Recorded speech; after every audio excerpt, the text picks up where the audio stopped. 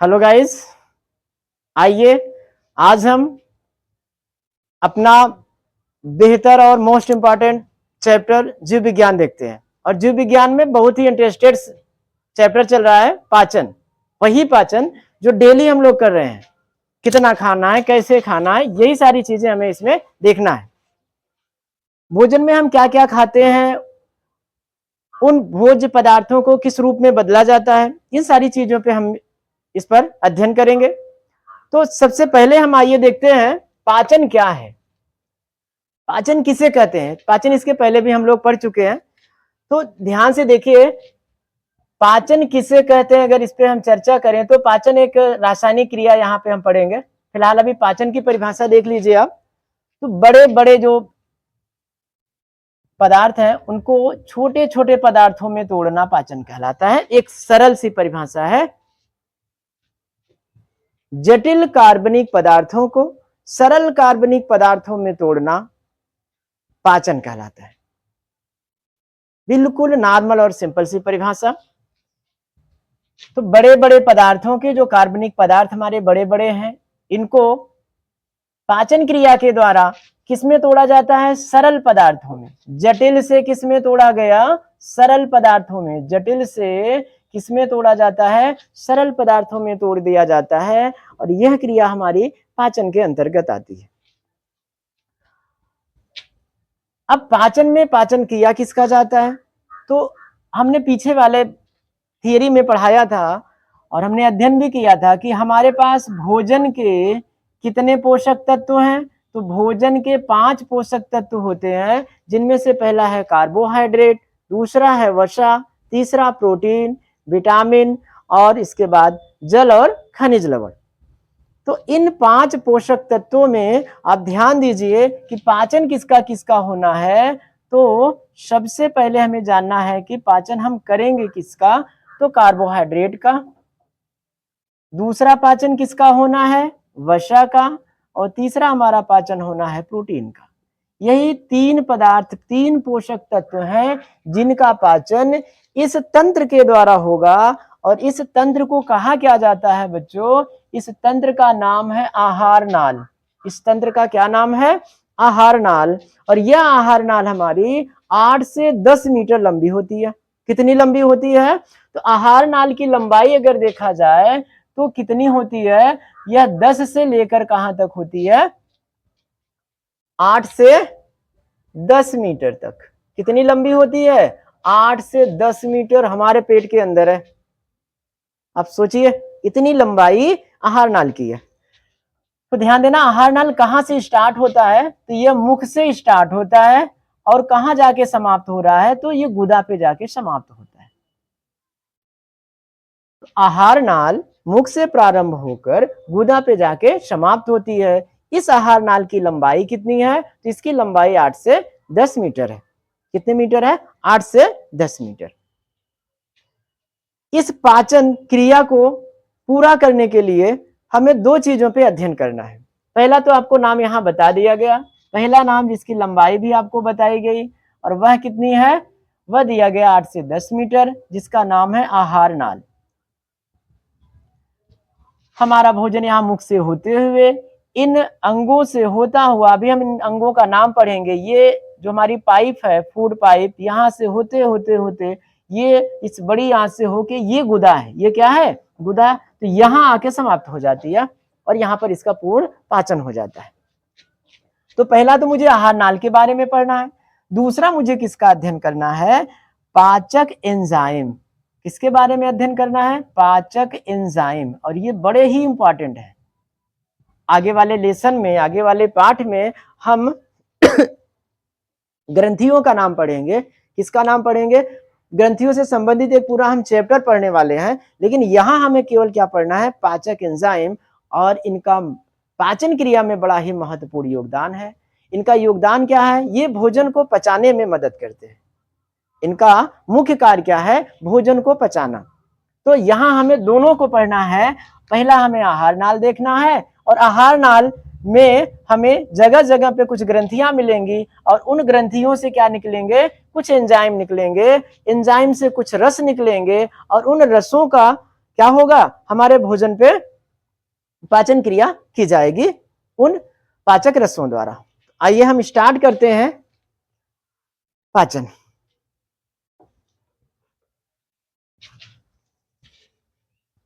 तो सर्वप्रथम हमारा जो भोजन होगा वह अंतर्ग्रहण होगा। ध्यान देना, अंतर्ग्रहण का मतलब क्या होगा, भोजन को अंदर ग्रहण करना। तो सबसे पहले हमारा जो भोजन है वह कहाँ पहुंचेगा, मुख या मुख गुहा में, मुख या मुख गुहा में। अब इस मुख गुहा में जैसे ही भोजन पहुंचता है, यहां पर दांतों के द्वारा भोजन को क्या किया जाता है, छोटा किया जाता है। मतलब जटिल से सरल पदार्थों में तोड़ने के लिए यहां से ही हमारा कार्य प्रारंभ हो जाता है। तो दांतों के द्वारा क्या किया जाता है, इसे छोटे छोटे यानी बड़े बड़े टुकड़ों को क्या किया जाता है, छोटे छोटे टुकड़ों में तोड़ दिया जाता है। हमारा भोजन कहां पहुंच जाता है, मुख गुहा में। यहां पर एक अंग होता है जीभ, और इस जीभ से क्या होता है, एक ग्रंथि होती है जिसका नाम है लार ग्रंथि। कौन सी ग्रंथि, लार ग्रंथि।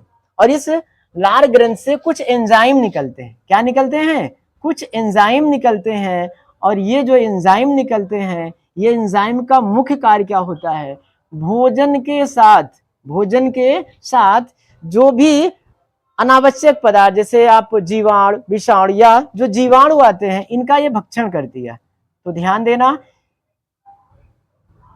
जीभ से, कहां से, जीभ से एक ग्रंथि जीभ में पाई जाती है जिसका नाम है लार ग्रंथि। नाम क्या है, लार ग्रंथि। इसकी संख्या कितनी होती है, इसकी संख्या कितनी है, 3 है। तो इसकी संख्या कितनी है, 3 है। 3 जोड़ी, सॉरी बेटा, इसकी संख्या 3 नहीं बल्कि कितनी है, 3 इस साइड में है, 3 इस साइड में, तो 3 जोड़ी है। मतलब टोटल संख्या में कितनी है, 6। टोटल संख्या कितनी है, 6 है। तो यहां से लार ग्रंथ से निकलता है क्या है, लार रस। क्या निकलता है, लार रस। और यह लार रस में से कुछ एंजाइम निकलते हैं, और ये एंजाइम क्या करते हैं, ये जीवाणुओं का भक्षण करते हैं, जीवाणुओं का भक्षण। और सर्वप्रथम भोजन के कार्बोहाइड्रेट का पाचन करते हैं। तो यहां पर किसका पाचन होता है, कार्बोहाइड्रेट या फिर मंड का पाचन होता है। अब यहां आपके पास एक क्वेश्चन बन जाता है कि सर्वप्रथम, सर्वप्रथम थोड़ा सा बेटा आप लोग गाने का आनंद ले लो। तो सर्वप्रथम हमारा पाचन मुख गुहा में होता है। अब मुख गुहा में हमने आपको बताया कि यहां पर दांतों के द्वारा भोजन को छोटा कर दिया जाता है, और जीभ, जीभ में एक ग्रंथि पाई जाती है जिसका नाम है लार ग्रंथि। इसकी संख्या कितनी होती है, 3 जोड़ी। 3 जोड़ी का मतलब यहाँ 6 है। यहाँ पे कितना हुआ, इस लार ग्रंथि से एक रस निकलता है जिसका नाम है लार रस, और लार रस से 2 एंजाइम निकलते हैं, कुछ एंजाइम। तो कुछ एंजाइम में कौन कौन से एंजाइम है, जिनमें से मैंने आपको पहला क्या बताया कि जीवाणुओं का भक्षण करता है, और दूसरा मंड का पाचन करता है। तो जीवाणुओं का भक्षण कौन सा एंजाइम करता है, लाइसोजाइम, लाइसोजाइम। तो लाइसोजाइम क्या करता है, यह भोजन के साथ आए हुए जीवाणुओं का भक्षण करता है। और दूसरा एंजाइम हमारा है जो मंड का या कार्बोहाइड्रेट का पाचन करता है, जिसका नाम क्या है, टाइलिन। क्या नाम है बच्चों, टाइलिन। तो टाइलिन नामक जो एंजाइम होता है, यह मंड का क्या करता है, पाचन करता है। तो भोजन में सबसे पहले कार्बोहाइड्रेट का जो पाचन होता है वह हमारा मुख गुहा से प्रारंभ हो जाता है। अब हमारा भोजन धीरे धीरे आगे बढ़ने के स्थिति में आ जाता है। ध्यान देना, यहां पर म्यूकस होता है। क्या होता है, म्यूकस। मुख के अंदर कुछ और भी ग्रंथियां होती हैं जो एक तरल पदार्थ छोड़ती हैं, म्यूकस एक लसलसा पदार्थ छोड़ती हैं, और जिससे हमारा भोजन क्या हो जाता है, लसलसा। कैसा हो जाता है बच्चों, लसलसा हो जाता है। और अब यह फिसलता हुआ आगे बढ़ता है। अब यह फिसलता हुआ आगे बढ़ता है, और आगे कहां बढ़ता है, आगे कहां बढ़ता है बच्चों, ग्रास नली में, फूड पाइप में। कहां बढ़ता है, फूड पाइप में, ग्रास नली। ध्यान देना,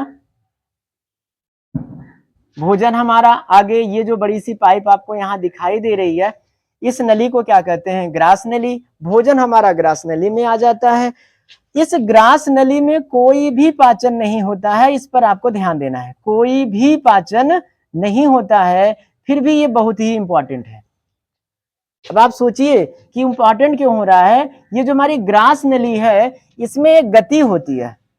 अब आप एक बार सोच के देखिए, आपने यहाँ भोजन किया, यहाँ पहुंचा और यहाँ से धड़ाम से क्या हुआ, सीधा आके अमाशय में गिर गया। कहाँ गिर गया, अमाशय में गिर गया। और अगर इस तरह से अमाशय में गिरेगा तो आप सोचिए ये हमारा क्या है, अमाशय।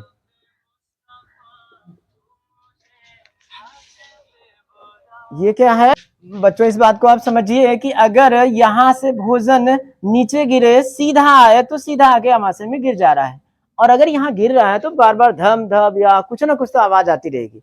तो ध्यान दीजिए, ये हमारा जो ग्रास नली दिखाई दे रहा है, ये ग्रास नली जो होती है ये बिल्कुल इस टाइप की होती है, और इसमें एक गति पाई जाती है जिसे बोला जाता है क्रमाकुंचन गति, क्रमाकुंचन गति। और यहाँ पर ध्यान दीजिए आप लोग, ग्रास नली से अगर क्वेश्चन उठा रहा है, एक प्रश्न आपसे पूछा जाएगा कि ग्रास नली में कौन सी गति के द्वारा भोजन आगे बढ़ता है, तो आपको यहाँ बताना क्रमाकुंचन गति। जैसे आपने देखा होगा एक गुब्बारा, जो लंबा वाला गुब्बारा होता है, उसको आप ऐसे लंबा करके फुलाइए तो ऐसे पकड़ो तो आगे फूल जाएगा, फिर यहाँ छोड़ो आगे पकड़ो, मतलब ये ऐसे टाइप से आगे बढ़ता हुआ ये निकल जाता है। तो बच्चों हमारा भोजन क्रमाकुंचन गति के द्वारा ग्रास नली से आ जाता है, कहां पर, अमाशय में आ जाता है। और इसके बाद हम लोग इस अमाशय के आगे पूरी थियरी कल देखते हैं, क्योंकि टाइम भी काफी हो गया है। तो अगला वीडियो हम कल देखेंगे पूरी थियरी के साथ। कल हम देखेंगे इसके कितने भाग होते हैं। इसके बाद हमारा भोजन इस यू आकार की ये जो नली है, सी आकार आप कह सकते हैं या यू आकार, फिलहाल ऐसे है तो सी ही बोल लेते हैं, तो सी आकार की नली में पहुंचता है। सी आकार की नली में पहुंचेगा तो यहाँ कौन कौन सी ग्रंथियां आएंगी, किन ग्रंथियों से कितने हार्मोन्स निकलेंगे, कौन से हार्मोन्स भोजन के किस भाग को पचाने वाले हैं, मतलब पोषक तत्वों को कैसे पचाएंगे। फिर हमारा भोजन धीरे धीरे पहुंचेगा इस छोटी आंत में, और छोटी आंत में भोजन का पूरा पाचन हो जाता है। इस छोटी आंत में कौन कौन से एंजाइम निकलेंगे और ये किसका किसका पाचन करेंगे। फिर हमारा भोजन बड़ी आंत में पहुंचेगा, यहाँ पर क्या होगा, पाचन होगा कि नहीं होगा, पाचन होगा तो किसका होगा, और ये फिर हमारा भाग कौन सा आएगा, मलाशय। और मलाशय में हमारा कौन सा भाग होता है, भोजन का कौन सा अंश होता है, अपचित भोजन यहाँ पहुंचेगा और फिर इसे गुदा से बाहर निकाला जाएगा। तो कल हम लोग बेटा इस पाचन तंत्र को फिर से देखेंगे। तो अभी हम लोग अमाशय तक पढ़ चुके हैं, कल रिवाइज करते हुए मैं इस थियरी को, इस चैप्टर को आगे देखते हैं। तो ठीक है बच्चों, आप लोग इसे बेहतर तरीके से देखिए, एक बार आप नोट्स किताब घर से देख लीजिए, और ताकि जो भी क्वेश्चन आपको ना समझ में आए उसे आप लोग क्वेश्चन पुटअप कीजिए। ओके बच्चों, तो आप इस चैनल को लाइक और सब्सक्राइब करते रहिए और मन लगा के आप पढ़ाई कीजिए। मैं यही आशा करता हूं कि आप बेहतर तरीके से पढ़ रहे होंगे। ओके बच्चों, दैट्स ऑल।